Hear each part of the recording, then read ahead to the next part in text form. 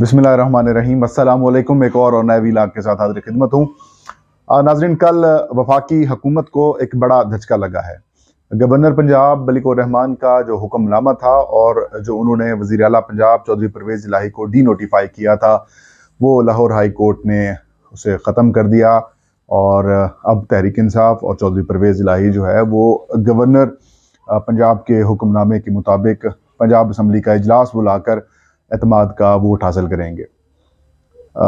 चौधरी परवेज़ इलाही क्यों डट गए हैं और क्यों उन्होंने पीडीएम की पेशकश को ठुकरा दिया है और क्या रीज़न्स हैं कि इसके बाद इंतहाई अहम इकदाम उठाना पड़ा वफाकी हुकूमत को।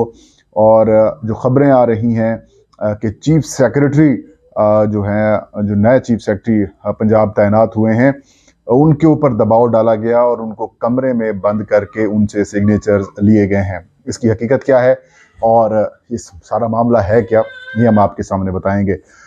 नाज़रीन, अगर आप लोग ये समझ रहे हैं कि इस सारे प्रोसेस में जो रिजीम चेंज ऑपरेशन के वक्त से जो खेल पाकिस्तानी सिस्टम के साथ खेला गया, अगर तो वो रुक गया है तो आप गलत हैं।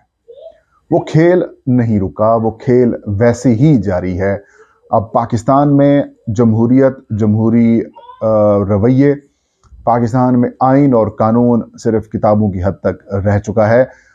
यहाँ पर कोई ऐसा काम नहीं हो रहा जो आइन और कानून के मुताबिक हो। यहाँ पर ज़ाती पसंद नापसंद, अना ज़िद की वजह से मामलात जो हैं वो ख़राब होते जा रहे हैं और इन सब कामों का खमियाजा जो है वो पाकिस्तान की अवाम भुगत रही है। मैं बतौर सहाफ़ी कई दफ़ा अपना एहतसाब भी करता हूँ कि यार, मैं लोगों को जो चीज़ बता रहा हूँ, क्या वो सिर्फ यूट्यूब के ऊपर वीडियो लगाकर उससे डॉलर्स कमाने के लिए लगा रहा हूँ या फिर मैं हकीकत भी कुछ बताऊँ। हकीकत ये है कि इस वक्त अवाम का कोई ख्याल नहीं कर रहा। हकीकत ये है कि इस वक्त अवाम बहुत परेशान है। हकीकत यह है कि लोगों का जीना मुश्किल होता जा रहा है। लोगों का पाकिस्तान से, पाकिस्तान के सिस्टम से, या यूं कहें कि लोग पाकिस्तान से बदकिस्मती से मैं ये लफ्ज़ अदा कर रहा हूं, बल्कि कहना नहीं चाहिए था, लोग मुतनफ़िर होते जा रहे हैं। यहाँ पर जो पिछले 70-75 साल से जो खेल पाकिस्तान के साथ खेला जाता रहा है या फिर आगे खेला जाता रहा है या जाता रहेगा, उससे लोग बहुत तंग आ चुके हैं। लोग कहते हैं कि वैसे तो पाकिस्तान का के बारे में कहा जाता है कि ये इस्लामी जमहूरिया पाकिस्तान है, लेकिन बदकिस्मती से ना पाकिस्तान के सिस्टम में इस्लाम है और ना पाकिस्तान में डेमोक्रेसी है। पाकिस्तान में नाम की डेमोक्रेसी है, क्योंकि दुनिया में डेमोक्रेसी कल्चर जो है वो ज़्यादा परवान चढ़ रहा है, तो पाकिस्तान को भी उसको ज़बरदस्ती सिस्टम का हिस्सा बनना पड़ा। लेकिन अभी भी पाकिस्तान में जमहूरियत नाम की कोई ऐसी चीज़ नहीं है। लोगों की चॉइस के मुताबिक उनकी हुकूमतें तब्दील कर दी जाती हैं। पहले मार्शल लॉ लगा दिए जाते थे, अब लोटे बनाकर हुकूमतें गिरा दी जाती हैं। यही सूरत हाल हमने इमरान खान साहब के दौर में देखी। जब वो वज़ीर आज़म थे, उनको लोटे बनाकर, उनके इत्तेहादियों को तोड़कर एक 12-13 सियासी जमातों पर मुश्तमिल हुकूमत बना दी गई और वो हुकूमत जो दिल चाहे, जो मर्जी करे, वो करती हुई आ रही है। लेकिन अगर कोई काम नहीं कर रही तो अवाम को रिलीफ देने का काम नहीं कर रही। सबसे पहले उन्होंने अपने आप को प्रोटेक्ट किया। उनके खिलाफ जो नैब का मामला था, मुकदमात थे, नैब को उन्होंने दांतों के बगैर वाला कर दिया। मतलब वो ना बोटी खा सके ना कुछ कर सके, किसी को पकड़ भी नहीं सकेगा, टूथलेस कर दिया उसको। फिर इलेक्ट्रॉनिक वोटिंग मशीन और वोटिंग का मामला खत्म कर दिया। मतलब उन्होंने चुन चुन के वो काम किए जो उनकी जात से मुतालिक थे। इसमें अगर कुछ नहीं था तो अवाम नहीं थी। इमरान खान के खिलाफ जब इन्होंने हुकूमत हासिल करने की कोशिशें की तो ये कहा कि अवाम इमरान खान से तंग है।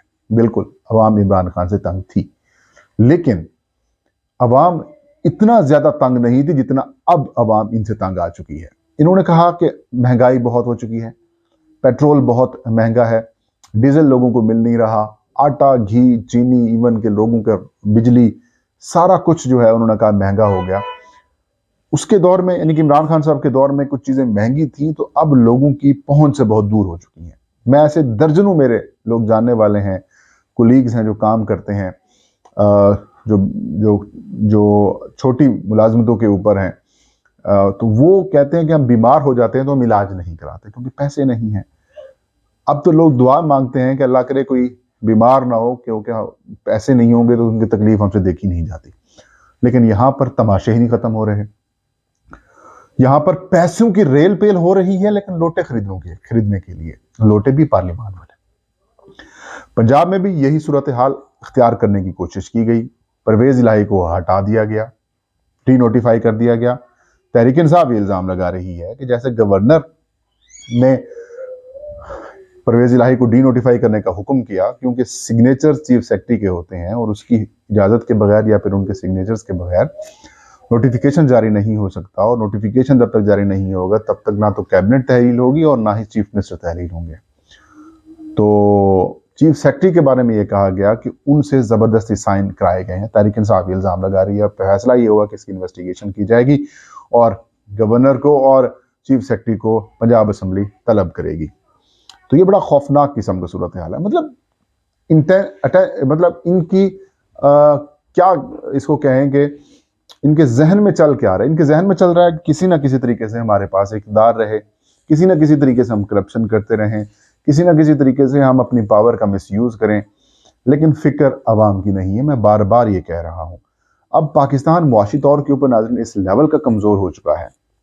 स्टेट बैंक ऑफ पाकिस्तान कहता है कि हमारे पास 6.1 या 2 अरब डॉलर के टोटल रिजर्व्स या ज़खायर रह चुके हैं। अब 6 अरब उनके पास हैं, 5 अरब जो हैं वो प्राइवेट बैंकों के पास हैं। जो 6 अरब हैं उनमें से भी सऊदी अरब और चीन के फिक्स डिपॉजिट्स ज़्यादा हैं। अब आप खुद अंदाज़ा लगाएं, जब इमरान खान को वजारत उज़्मा से हटाया गया तो उस वक्त 17 से 18 अरब डॉलर के ज़खायर पाकिस्तान में थे। अब वो गिर कर 11 अरब डॉलर के हो चुके हैं।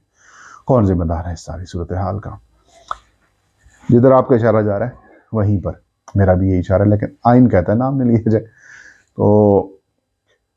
तो बड़ा जुल्म हो रहा है अवाम के साथ। पंजाब असम्बली में खेल खेला जा रहा है। तहरीक इंसाफ ये कह रही है, इमरान खान ये डिमांड कर रहे हैं कि भाई आपने जो 1,70,75,00,000 लोगों ने जो मुझे वोट दिया, यानी कि इमरान खान कहते हैं जो तहरीक इंसाफ को जो 2018 के इलेक्शन के दौरान अवाम ने मैंडेट मुझे दिया, मुझसे अवाम का मैंडेट छीन कर आपने जिनको अवाम ने मुस्तरद किया उनको हमारे सरों के ऊपर आपने बिठा दिया है। तो अब बेहतर यही है कि इंतखाबात की तरफ जाया जाए।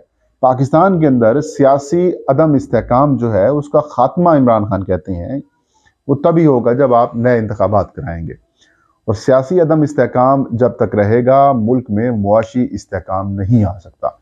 जो मुआशी इस्तेहकाम चाहते हैं हम, अगर पाकिस्तान को खुदा न खास्ता अगर डिफ़ाल्ट होता है उससे बचाने के लिए अगर हम कोशिश करते हैं तो हमें सियासी इस्तेहकाम ज़रूरी है। हमें सियासी अदम इस्तेहकाम नहीं चाहिए, हमें मुआशी अदम इस्तेहकाम नहीं चाहिए, हमें मुआशी इस्तेहकाम चाहिए।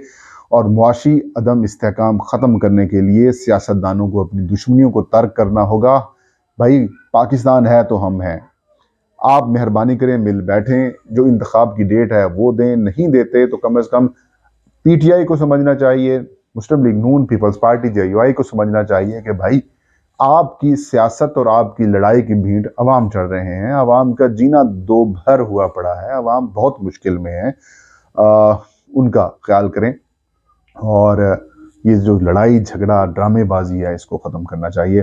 बहरहाल पंजाब के हवाले से काफ़ी ज़्यादा अपसेट हुई है वफाकी हुकूमत। उनकी परेशानी भी बढ़ी है क्योंकि लाहौर हाई कोर्ट ने वज़ीर आला पंजाब चौधरी परवेज़ इलाही की अंडरटेकिंग के ऊपर उनको वज़ीर आला बहाल कर दिया है। अगले कुछ दिनों तक वो वज़ारत आला के एतमाद का वोट हासिल करेंगे और उसके बाद देखते हैं कि क्या वो असम्बली तोड़ेंगे या फिर नहीं तोड़ेंगे। तहरीक इंसाफ बड़ी कॉन्फिडेंट है कि जैसे ही वो एतमाद का वोट लेंगे वो असम्बली डिज़ोल्व करेंगे, और अगर वो असम्बली डिज़ोल्व होती है जो कि तहरीक इंसाफ के प्लान में है कि वो खैबर पख्तूनख्वा और पंजाब असम्बली को भी एक साथ डिज़ोल्व करेंगे, और तहरीक इंसाफ के जो 120-22 MNAs हैं वो भी कौमी असम्बली के ऐवान में जाएंगे, और ऐवान में जाएंगे या फिर स्पीकर के पास पेश होकर अपने इस्तीफ़ों की वो तस्दीक कराएंगे, और उसके बाद इंतखाबात की राह हमवार हो जाएगी।